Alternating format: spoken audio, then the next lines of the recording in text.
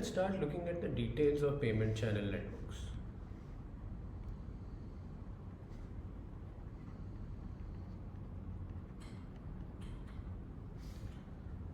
So first, let's start with a single payment channel. So there are these parties A and B, and they want to set up a payment channel between them. And let's say that both of them want to initially deposit zero point 0.5 Bitcoin into the payment channel.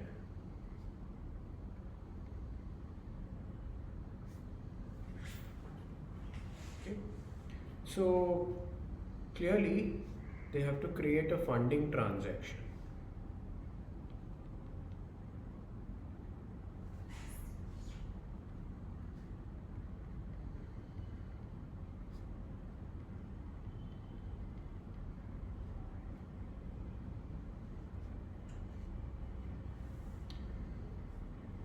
So how is that going to be done? Well, you can imagine that there are UTXOs,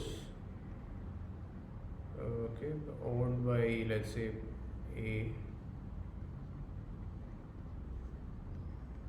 and UTXO, let's say, of B, owned by B, in some previous transactions in the blockchain. So what they do is they create a transaction which is taking input from these.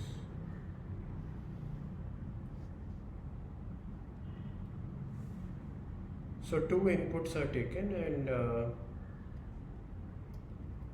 we are saying that 0.5 BTC is taken from here and 0.5, let's say, from here.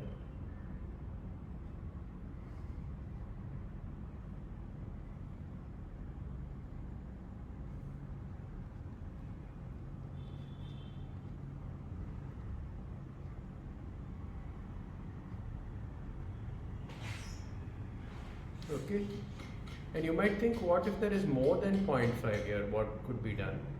Well, of course, the transaction, the outputs will get a little bit more complicated because we wouldn't have to lock everything here. Okay? So right now, it's as if I'm locking the entire 0.5. Okay. But of course, if there is maybe if there is an excess of 0.5, then we can have an output, some sort of a change output, which gives the change back to A and B. Okay? But let's for the moment assume there's exactly 0.5 over here. And now we have to go to the output. So this particular output has the entire 1 BTC, and this is a multi-sig output which has to be signed by two of them. Okay, so this is the terminology that the Bitcoin people use, 2 by 2. Okay, but essentially it means you have two inputs, and I mean, if in order to spend this particular output, a transaction has to be signed by both parties. So let's say that this transaction is signed by both A and B. Now it turns out that these different parties A and B they can use, of course, the same key they might be able to reuse, but just for clarity we will assume that they use different public secret key pairs in every transaction that we discuss in this lecture. So let's say that this is signed by secret key A1 and signed by secret key B1. Okay, so this UTXO, let's say, belongs to PKA1, and this belongs to PKA2. Sorry, B1.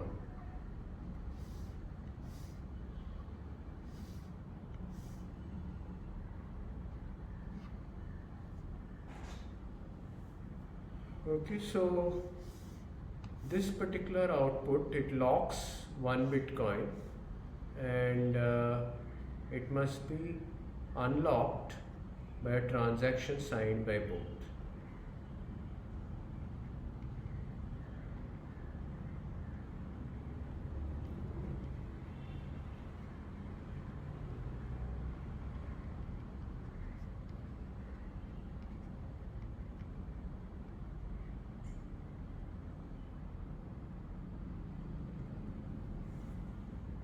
Okay, so it makes sense that you don't want somebody to run away with all the money, right? So this money is locked in here, and so both need to agree to sort of spend the money. Okay.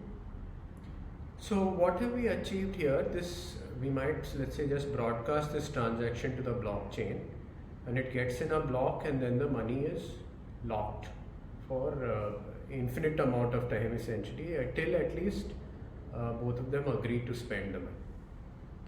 But that infinite is a little bit worrying, I mean, because what if one party does not agree to sign a transaction, right? So let's first see how you might spend that particular transaction. Well, the funding transaction,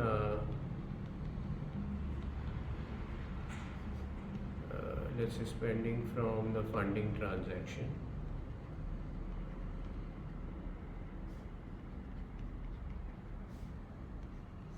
So the funding transaction is there.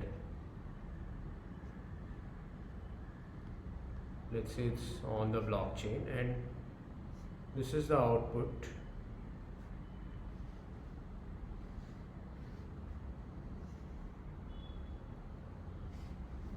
So suppose this is a new transaction.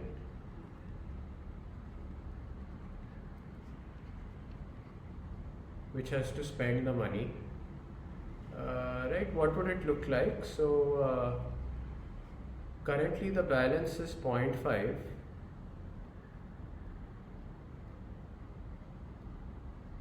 right? And 0.5, let's say, goes to B,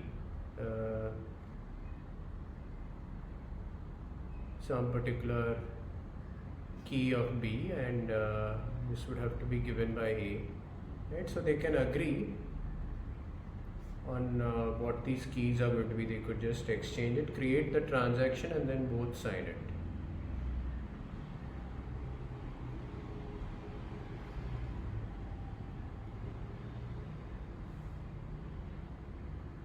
So what are they going to sign by? Let's just say that the keys here correspond to PK A2 and PKB2. So these are different public keys, just so that it's clear to us which key is being used where. Right? They could potentially reuse some keys, right? But for clarity, we will just put a different number so that there's no confusion what they are signing with. So this, since the funding transaction output has particular keys, this has to be signed by the appropriate secret keys.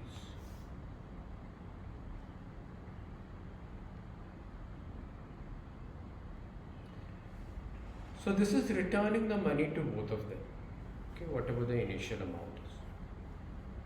There's a slight problem here, like we said, when is this transaction would be generated? So suppose they broadcast this funding transaction out there into the blockchain, and let's say that A wants its money back.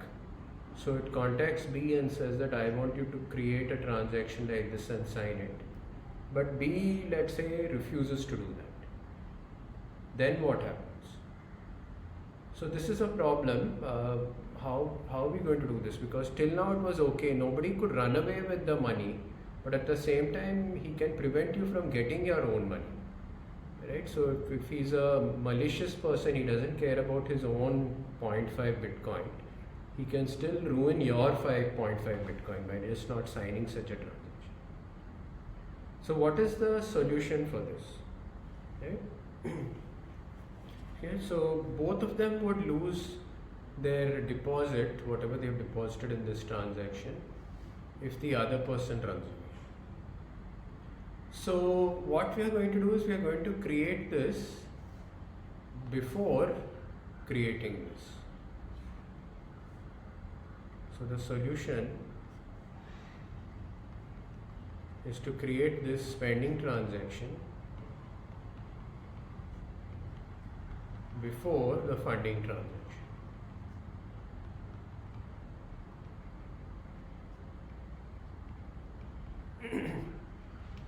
So quite an ingenious solution.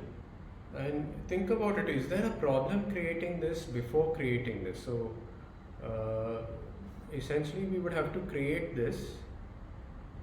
So they could put some keys over here, whatever public keys, and they could potentially create this, right? They would create the basic structure of the transaction, but they would not sign it. So both parties would know what the public keys are which are going to be there in the funding transaction, even though it hasn't been signed. And then they can create this, there is no problem, right? Both of them have this with them. Now, of course, if somebody doesn't agree to sign the funding transaction, you might think what might happen, right? But that's not a problem, because the spending transaction is useless unless the funding transaction is on the blockchain. So if somebody doesn't sign it, one of the parties doesn't sign the funding transaction, it's not a problem even though the spending transaction has been signed. Okay, so let's look at that. And the term that Poon and Riya use for the spending transaction is a commitment. Okay, so the reason is because we'll see later on that these numbers in the output will have to get updated as the balances get updated. And so essentially it's called a commitment rather than, they could have called it spending transaction, but it's sort of a commitment that this is the amount that is there currently in the payment channel. Okay, so they create commitment transaction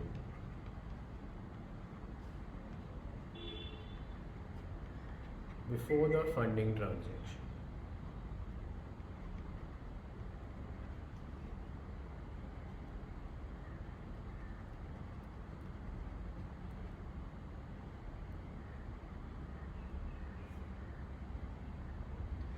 So let's look at it again. So first of all, there is this funding transaction which is taking some money which is already there in the blockchain.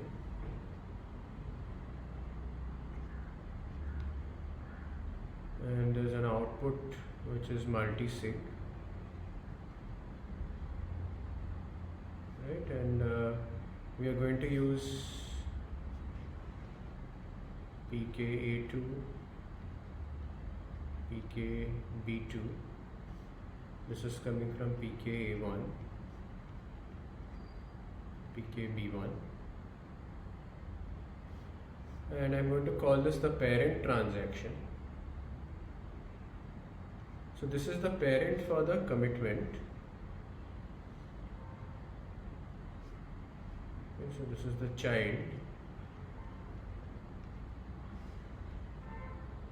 And it's going to look like this.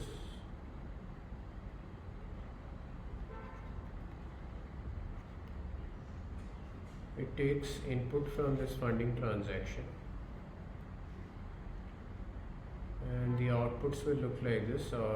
One output 0 says 0.5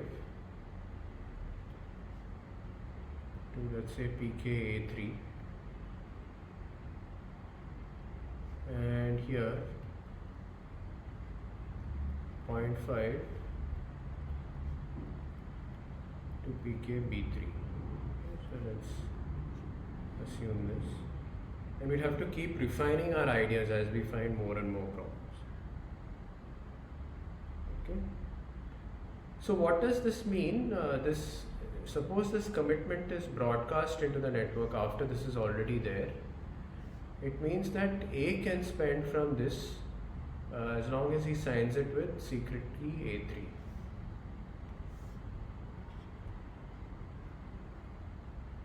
So this can be spent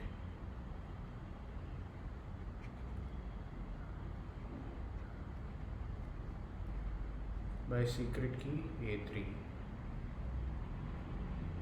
And similarly, this can be spent by secret key B3. Okay, so they don't need each other's cooperation after this has entered the blockchain, because each of them has his money. Even if the B disappears, A still can spend this amount. Okay, so this would have to be signed by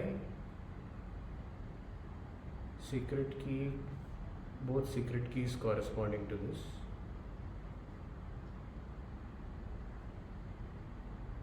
B2.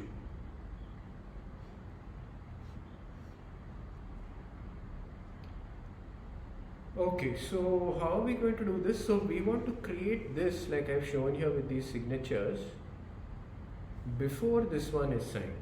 So let's write that down.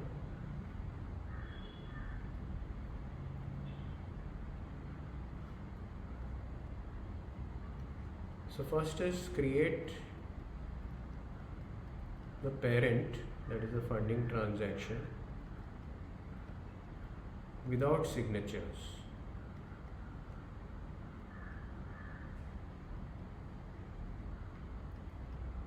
So they would have to say which public keys they are using, that goes inside, but they have not signed it as yet. So it cannot be sent to the blockchain. Secondly, they are going to create the child, the commitment, let's say without signatures.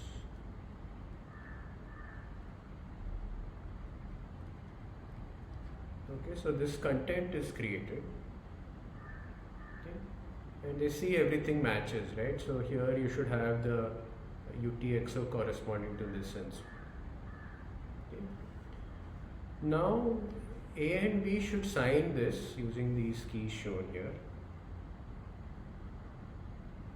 A and B sign the child locally. That means A has a copy of this, B also has a copy of it, and each of them signs it. Okay. And next, they need to exchange the signatures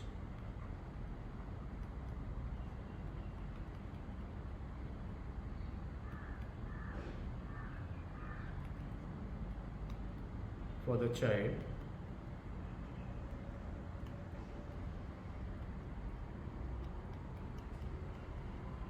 Okay, and after step 4, essentially what both of them have is what I've shown over here. Okay, they have a signed child, which is useless. I mean, it's not harmful, but it can't go into the blockchain unless this one goes. And this funding transaction cannot go until it is signed. Okay? So there's no problem with creating this child. Now what do? Well, of course, they need to sign the parent.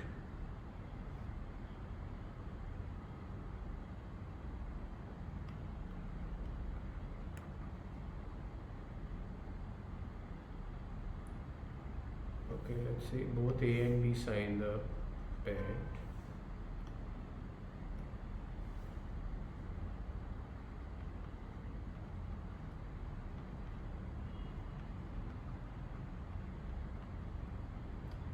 And number 6, of course, they exchange the parents.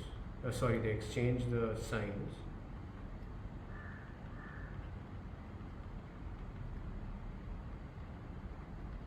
Exchange the signatures of the parent.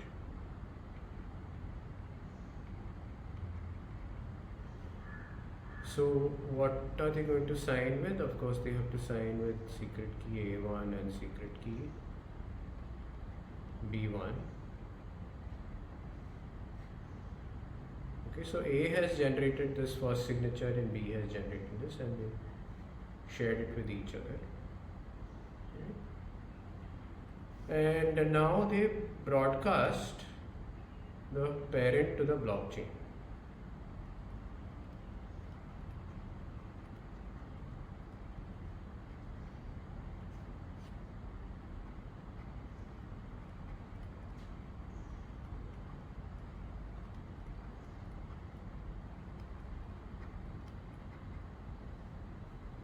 Okay, so we finished uh, discussing the outline of how exactly you create the funding transaction. So first you have to create the commitment, because without that the problem is that the other party might disappear and then your money is stuck in the funding transaction.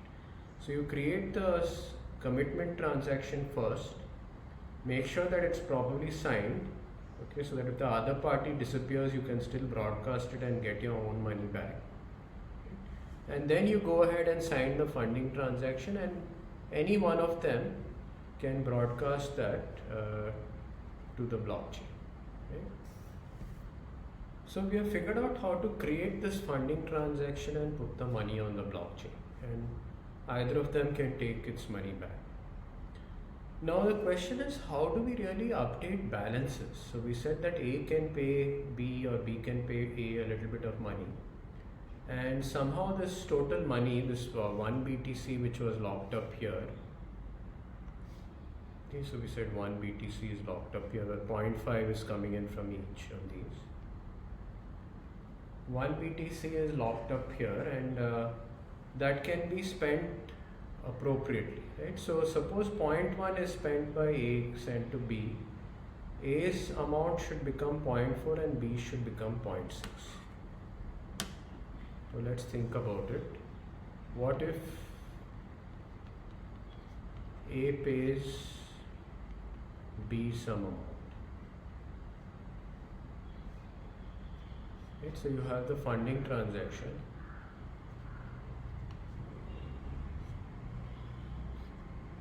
And so now we want A's balance to become 0.4.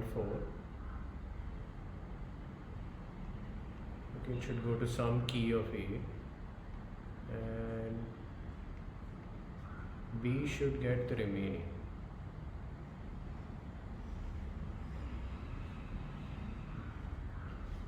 And we would want to have a new commitment like this.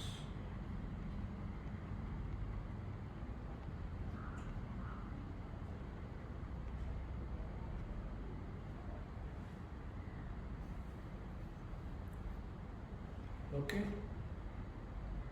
So suppose we were able to do this, then we would have solved the problem. At least it appears that we've solved the problem. That initially this funding transaction is already there on the blockchain. Right? This is present on the blockchain.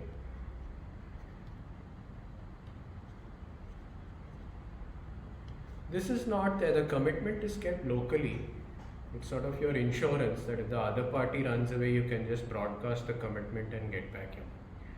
But now suppose A wants to pay B 0.1. One way to do it is they just create a new commitment like this, which updates their balance.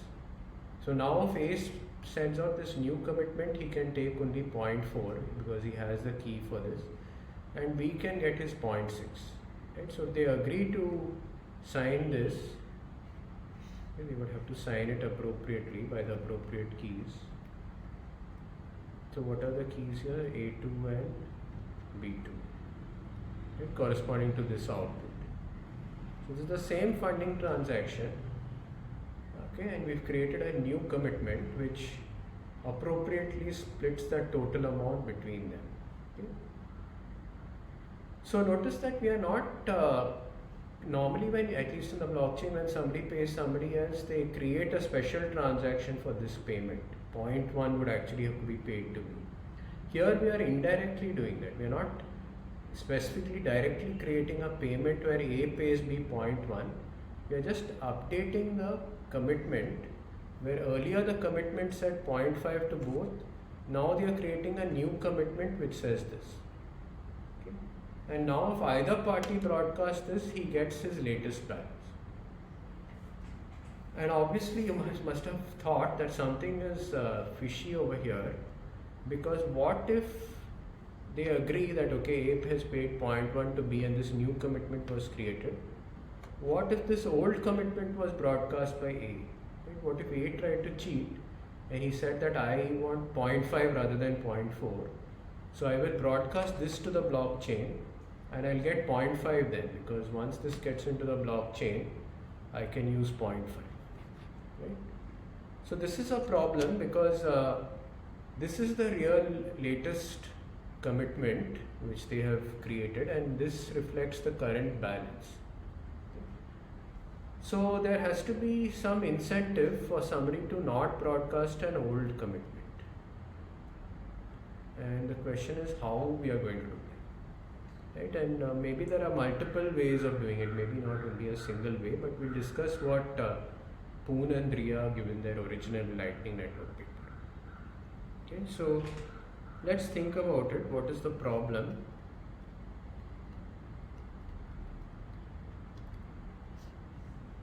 There are two child transactions for the funding transaction.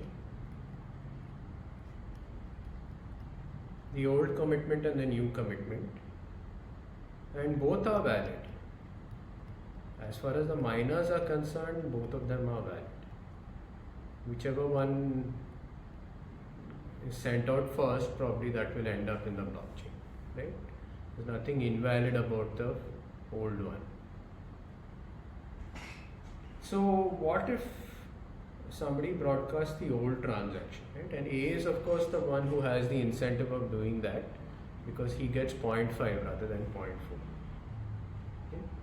So essentially we want to penalize anyone who sends out an old commitment.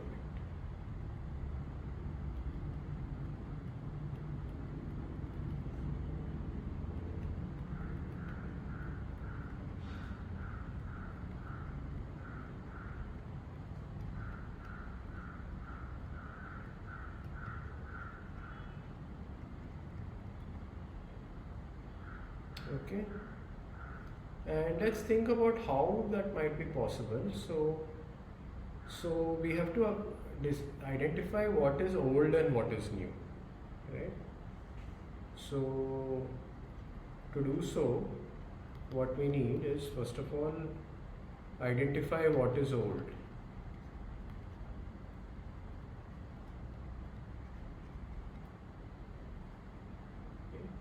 And I mean, it's who knows? Suppose you only saw one of them. I mean, if somebody showed you both, which one is new and which one is old, right? At least nothing now that we have put in it indicates what is new and old, right? And there may be different ways of doing it. Some person might put a number, right, which numbers which commitment it is, and the most recent number is the one, right, which is the genuine or something like that, right? But in this situation, after the second commitment has been created, if somebody broadcasts the previous one, we should be able to identify that as being old. Okay.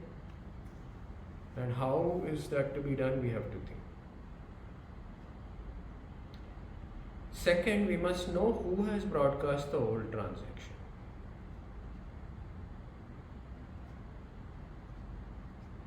So we must know who broadcast the old transaction.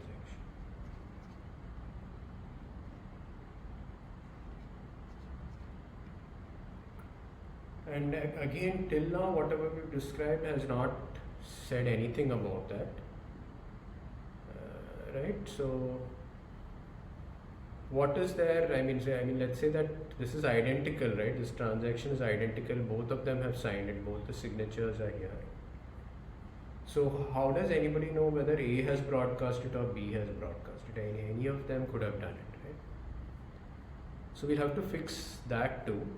Somehow you should know who is broadcasting it. And thirdly, of course, what we wanted, that we must penalize whoever has broadcast it.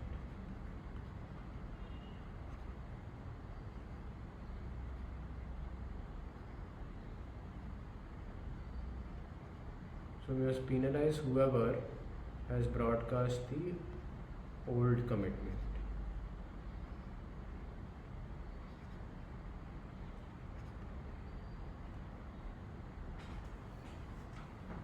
So this is what we want to do, and the question is how to do this. Should we give the job to the miners? Should we put certain numbers or something in the transactions and give the job of the miners to punish them? Or can we do it differently? So Driya and Poon think of an interesting idea. They say let's give the job of punishing to the two parties. Okay, so it's A and B's job to punish each other if the other one broadcasts an old transaction. So just so that make life a little bit easy for the miners. Miners just follow plain Bitcoin rules. But we construct these commitments in such a way that one party can punish the other, okay, if the other has cheated. Okay, and there should be some way for all of this to work out. Right? So, old transaction, if you broadcast an old one, you must know that the other party can punish you. Okay, and there's no question about it. I mean, like, it's not that if you broadcast the old commitment that the other party gets punished. That should never happen. So the question is, how are we going to do this? See how we can first address the second point. How do we know who has broadcast the old chat?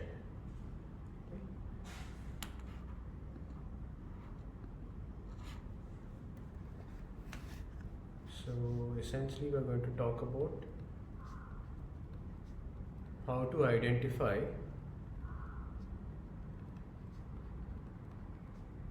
the guilty party, the person who has sent an old commitment. And the Lightning Network solution is somewhat counterintuitive. So their solution is that you don't have a single commitment, that each party has a unique commitment.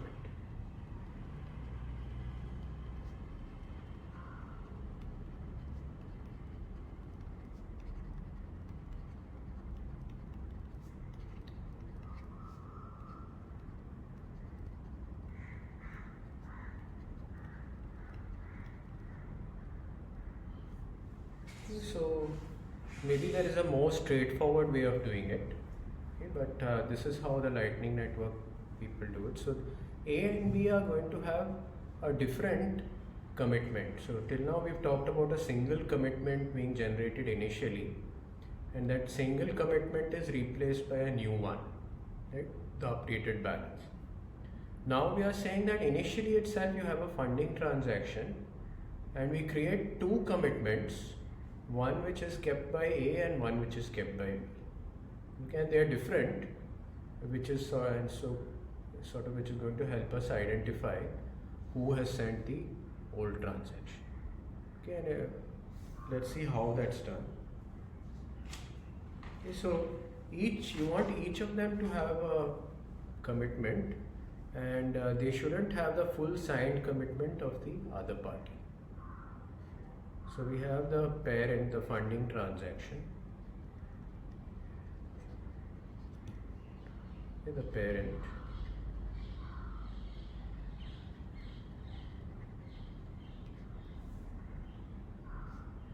and we'll use the notation used in the paper.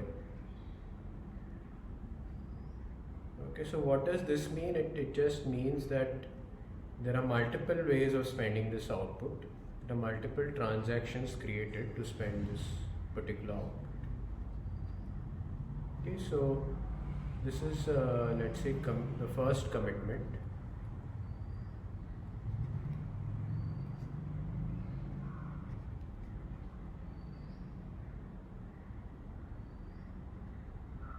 C1A. So I'm using the notation they use in the paper. C is for commitment. This is the first commitment. This is the first commitment to spend from this funding transaction, and it belongs to A. Right? And so what's it going to look like? We have outputs. Output 0 says that 0.5 to A,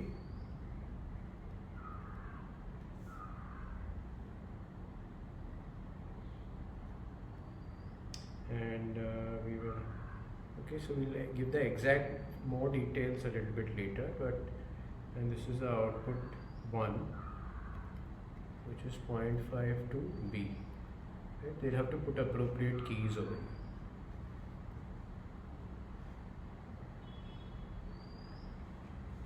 And similarly, there's a second commitment created,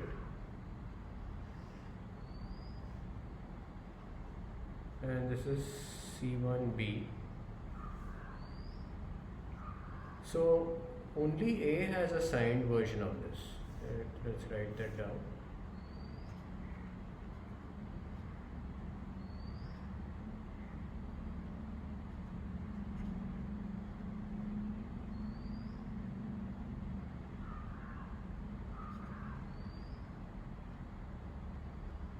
Okay, and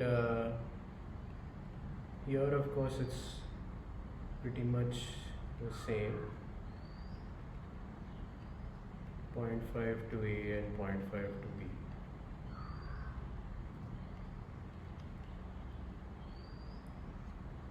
And only B has this, okay, the signed version of this.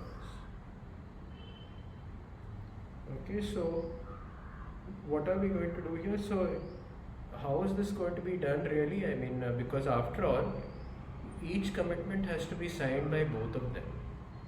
So how are we going to ensure that only one party has the full signed version? Okay, and you might think how this would be done. Now clearly, at least the base part of the transaction, what I've written over here, and of course we'd have to put in appropriate public keys over here, that would have to be sent to both parties so that they can sign, right? So what they do, let's say that B creates C1B, okay, and sends to A. It sends C1B to A.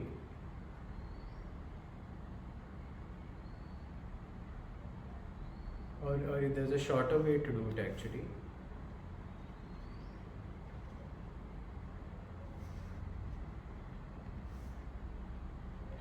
So A, let's say, creates and sends signed C1B to B. Okay, so A has created this, so it's a half signed transaction. And which key would this have to be signed by? Well, the output over here. So it would be signed by A. And similarly, B would have to do the same over here. He would have to create this and he could send. He would sign it himself. And okay, B sends half signed C1A to A. So this is what each of them has, right? But after they've signed it and sent it to the other person, they have no control over this particular transaction. Okay, so what each of them would have to do, like B would have to generate this himself and sign it. He would have to generate the signature himself.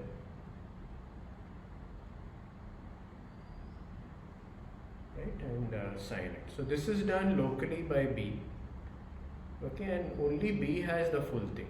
So let's just write this. So A has this, and B has everything up to here.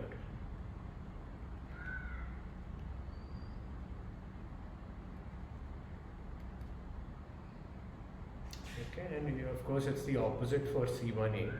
A would have the full signed transaction. Okay, this is signed by SK8. Okay, so initially what are they going to do? They are first going to create these half signed commitments and send it to each other, and then they are confident, okay, because each can locally generate the full signed commitment, right, signed by SK2 and signed by SKB2. Right?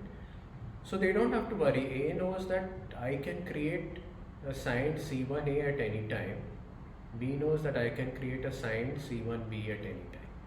Right? And even if the other party disappears, that's fine. I mean, let's say that A disappears, he goes out of radio or whatever you want to call it, right? He doesn't respond to any messages.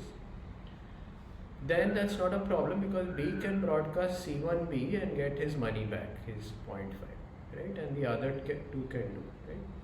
But at the same time, what we've achieved over here is neither party can generate the other's transaction, the other's commitment. So B cannot generate a signed version of C1A, and A cannot generate a signed version of C1B because they cannot generate the other's signature, right? They only have the half signed version given to them by the other party. Okay, so we've created some difference in the knowledge that they have between these two commitments, and this is going to help us to punish the other party. Okay, so what we want is that if this particular transaction, this particular C1A becomes an old commitment, and if A broadcasts C1A, then we want B to have a method of punishing A. And similarly, if C1B becomes an old commitment, they create a pair of new commitments corresponding to the new balance, then if B tries to broadcast C1B, then he can get punished, right? But neither party can broadcast the other's commitment because he only has the half signed version which he created. He doesn't have the fully signed transaction himself. Okay, so let's think about, so what have we done over here, and we'll have to revisit what we said earlier. So clearly neither party wants to sign this full thing, this particular funding transaction, unless he first has his own commitment. So B is going to first get the half signed version of C1B, right, what I've shown in black over here, and then he signs the funding transaction. And similarly, A first gets the half signed version of C1A from B, and then he's happy to sign this funding transaction. Okay, so let's actually write that down. So the procedure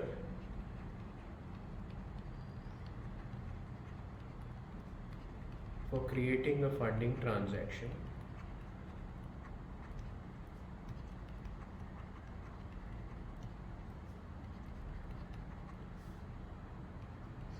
So first you want to say that A gets half signed C1A and B gets half signed C1B. So each of these has been signed by the other party. C1A has been signed by B, C1B has been signed by A. And then both A and B sign the funding transaction and broadcast it.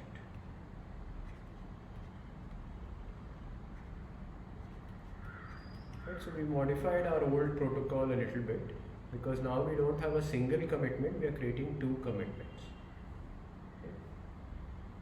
Okay, so we've sort of differentiated a little bit between these commitments, but we still haven't decided what is an old commitment, how to identify an old commitment and how they should punish each other. Right? We haven't yet talked about that. So let's go into that. Okay, so how to punish old commitment broadcast.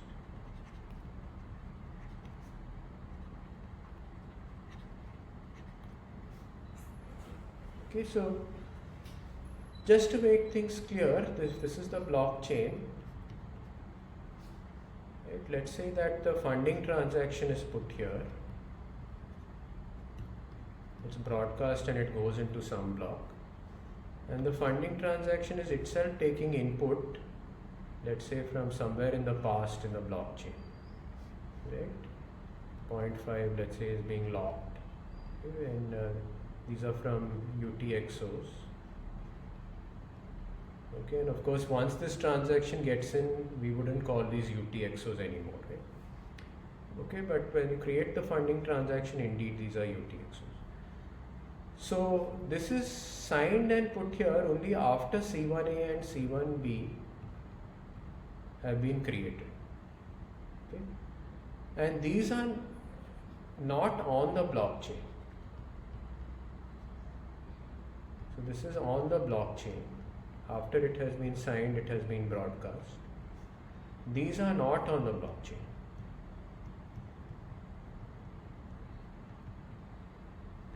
And this C1A is it's only with A, and this is only with B. Okay, and either of them can broadcast it, okay, if he wants to quit the particular payment channel and get back his money. But at the same time, we may want to update the balances and we'll create a new pair of commitments. But then we should be able to punish somebody who broadcasts an old one. Okay, so what we are going to do is that suppose A pays B 0.1. So what we want to do is now we want to create two new commitments. So I'm going to call it C2A and C2B.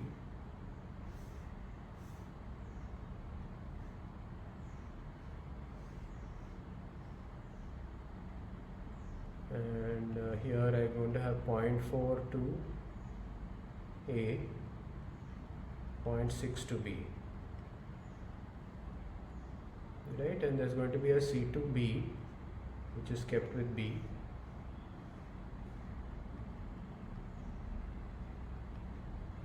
It has the same information.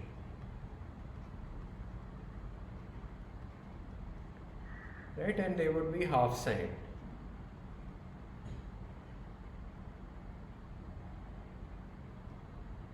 SKB2, and this would have to be signed by A.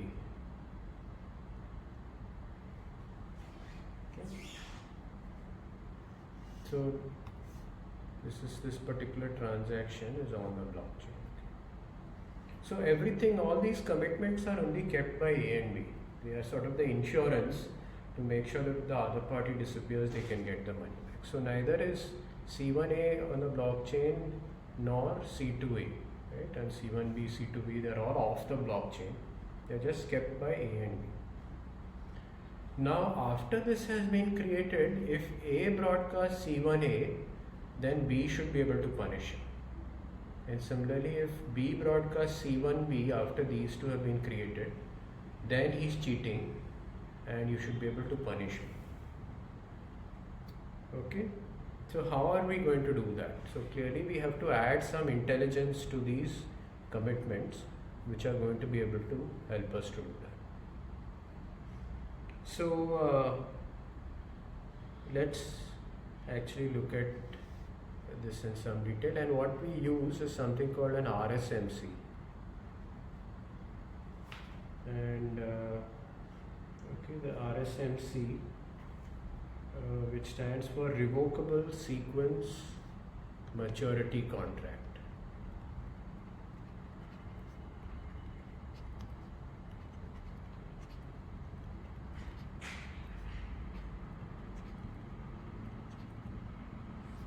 So this is going to be put into every commitment, and it's essentially a sort of a smart contract which is going to be present in every particular commitment transaction. So let's only look at one of the transactions, C1A, so that we get an idea of what this is. So we have the funding transaction.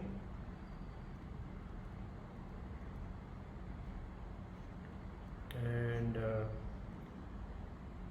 let's say this is C1A.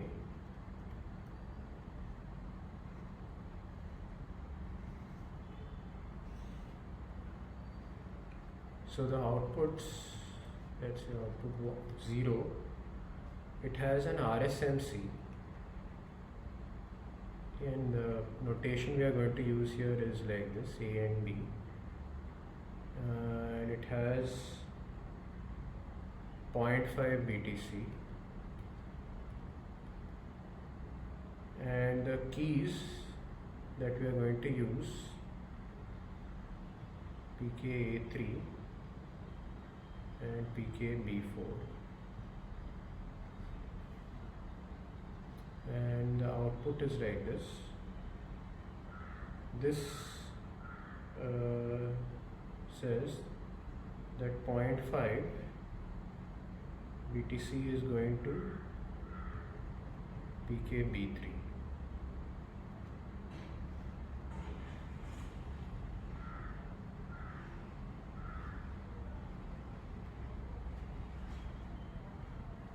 Okay, so we've added some intelligence, and of course C1B would be sort of similar to this, but some of this would be reversed.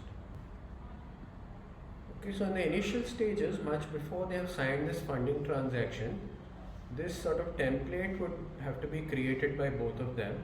They would cooperate with each other to populate this, right, with the appropriate keys and so on. And it would have to be half signed by the other party. So this would have to be signed by SKB2, right, and the remaining signature can be generated locally by A.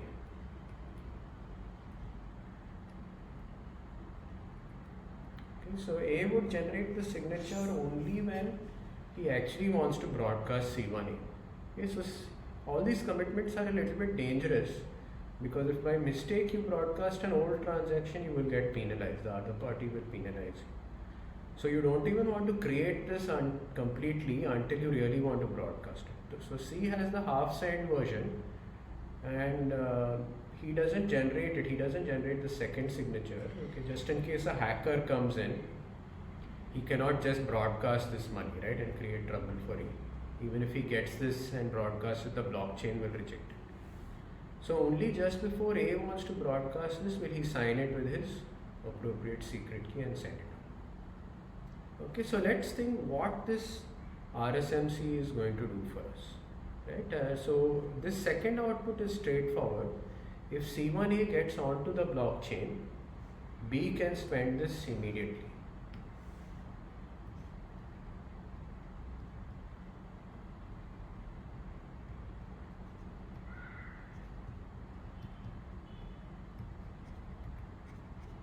So immediately after C1A is on the blockchain. So suppose no future commitments have been created now, neither a party has paid the other anything. So A says that I want to quit the payment channel. So he broadcasts C1A and the transaction gets into the blockchain, right? So funding transaction is already on the blockchain. This one gets on the blockchain, right, the full signed transaction, and immediately B can take his 0.5. So that's fine, that's fair enough that if A quits, B gets his money immediately. But the problem is that A might have sent out an old commitment, so we have to be a bit careful about it, and that's what the RSMC takes care of. So B has his 0.5. And it turns out that if A tries to cheat over here by sending an old commitment, then B can actually take this full amount that is stored over here, this entire 0.5. So if A broadcasts C1A and it's an old commitment, B gets the full 1-bit count, not just his own 0.5. So so let's look at this RSMC and see what exactly it involves.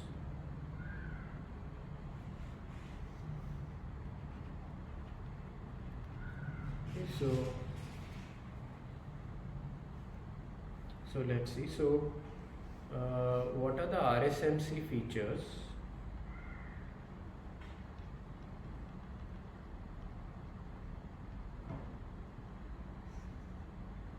So what does this mean? So we used a particular notation and we said PK, I forget it, A3 and I think B4.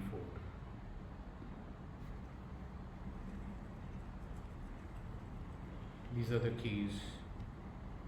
connected to this RSMC. Okay. So what this is saying is that there are two ways to spend it.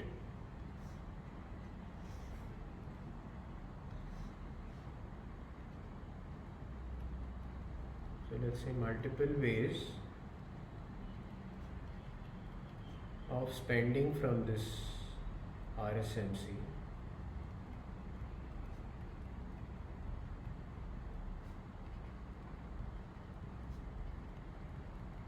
Okay, so the RSMC is there on one of the outputs in C1A.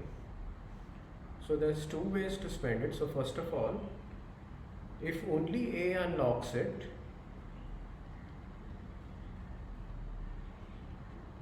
if only A spends from this transactions,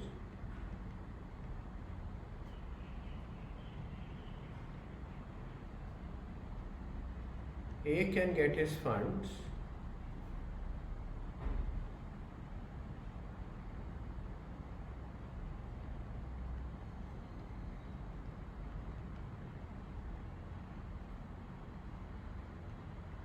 only, let's say, 1000 blocks. Of course, this 1000 is configurable by the appropriate Lightning network or whatever, right? That number would have to be built into the RSMC. Okay, and so A would get his money only 1000 blocks after C1A is in the blockchain.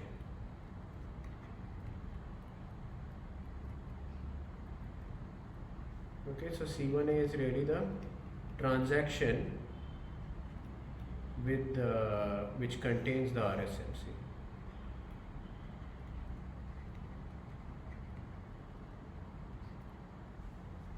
Okay.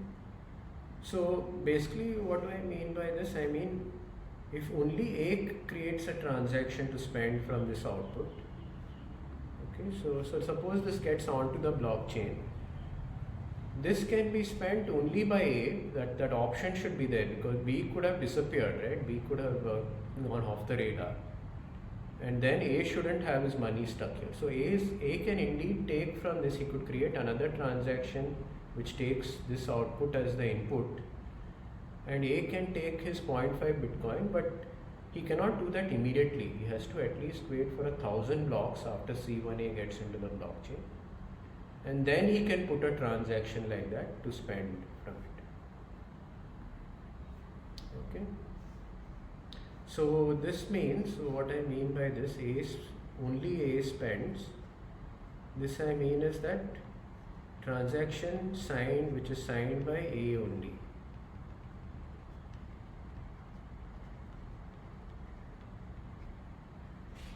Okay, so this is one way of doing it. So A can take his 0.5 on his own, but he'll have to wait for 1000 blocks. Okay, and the paper uses this term, this number 1000, just for explanation purposes, right? It could be 100, it could be 10, whatever is decided by the particular parties, whatever is the number put into that RSMC contract.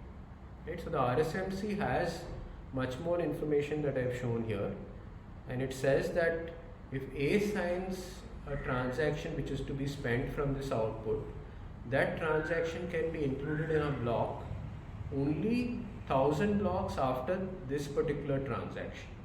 Right? Okay, so if C1A is inside a block here, 1000 blocks would have to expire. I would have to get added to the blockchain, and after that a transaction like this could be broadcast, right, in which A is taking his money from this particular output. Okay? So we are giving an advantage to the other party. If C1A is sent, we know that only A could have sent it, because B anyway didn't have the signature for it. He didn't have the complete transaction. It only had a half signed version. So we don't have to worry that B can create C1A. So C1A is sent to the blockchain. B has the advantage that he can immediately spend from the second output. Right? He can immediately spend from this. Okay, and at the same time A has to wait a little bit. He has to wait 1000 blocks till he gets his 0.5 BTC. Okay, so that's one way that you can spend from it. But maybe they are not enemies, maybe they trust each other, right? So if A sends C1A, maybe they can cooperate in some way so that A can get his money faster. So just let's look at that. The second way to spend from this, if both A and B create a transaction together, create a signed transaction to spend from the RSMC,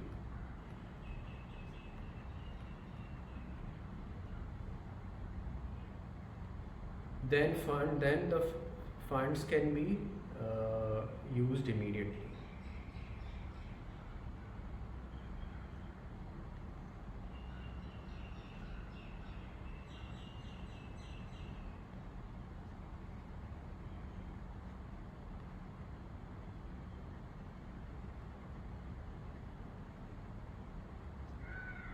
Okay, so let's look back at this.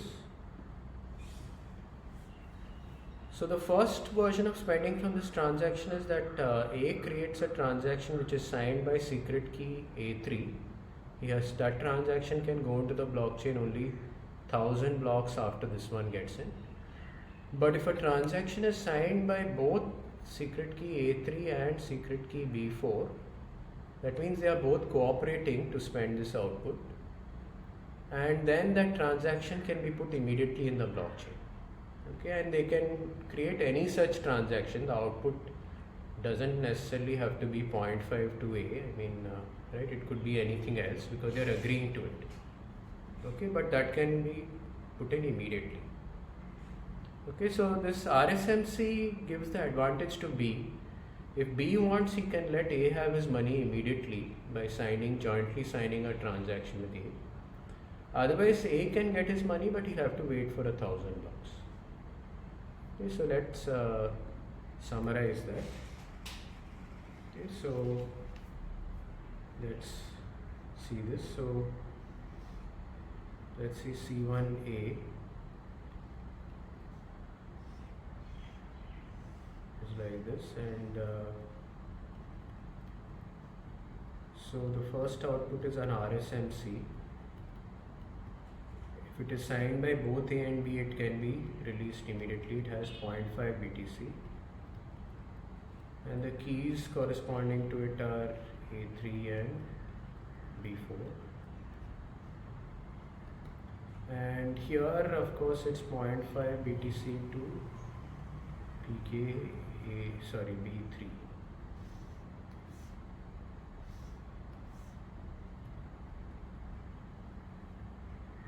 Okay, so this particular output, so this is taken from the funding transaction. This particular output can be spent immediately by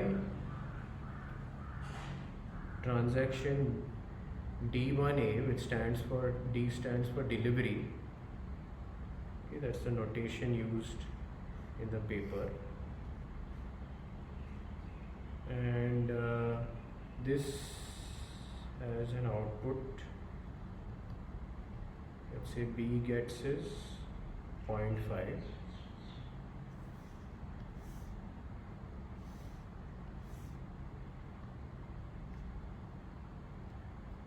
To some particular public key put by A. We'll number it a little bit later. And this would have to be signed by SK B3, right? Secret key corresponding to this particular output. Now this RSMC is a little bit tricky, so let's see how it can be spent. And so this is what's called a revocable delivery.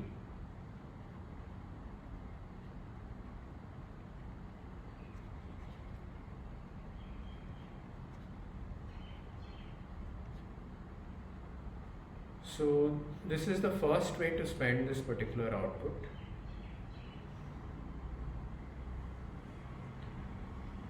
And okay, so it says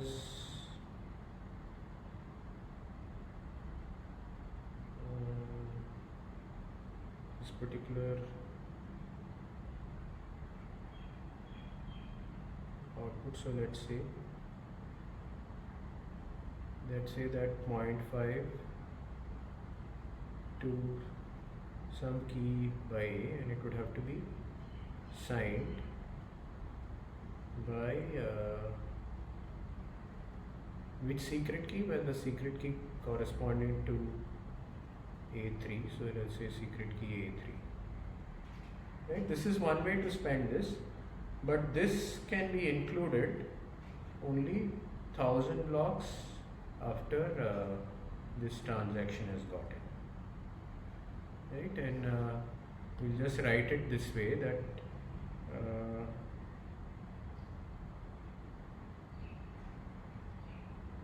that it can be included 1000 blocks. So this is the notation they use in the paper, that this essentially is locked, okay, for 1000 blocks.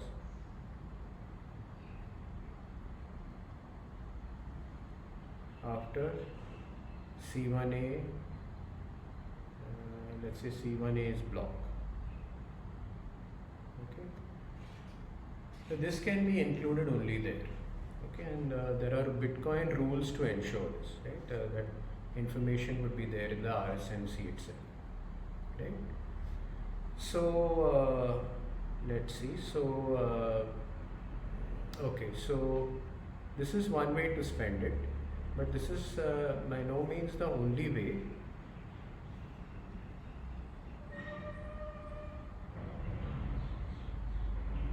There is another way it could be spent, that is if both A and B sign the transaction.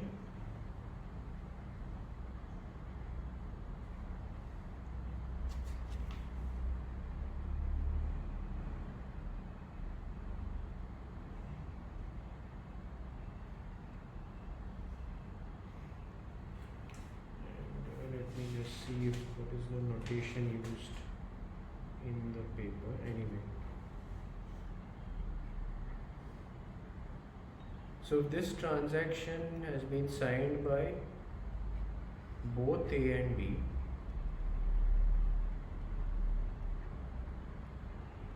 and signed by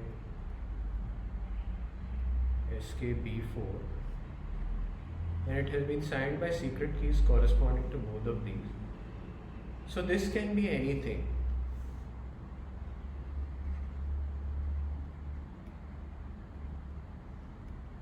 And just for concreteness, maybe let's give an example. So it says that output goes to 0.5 BTC to some public key given by A. Right? And this can go at any time into the blockchain, right? As any time after C1A. In theory, it could even be in the same block as C1A, right? As long as it's positioned after C1. Okay? Whereas this particular transaction has to be included only 1000 blocks after this transaction. Okay, so we've seen how the funding transactions and initial commitments are made. Already it's quite tricky. Okay, and because we have to take care of all sorts of attacks. The other party might try to cheat, or the other party might disappear, and so on. Right? So we are saying that anyone can broadcast the latest commitment which he has, his own commitment, and that is, this one is signed appropriately, right? By what was it? SK, I forget. Signed B2 and A2.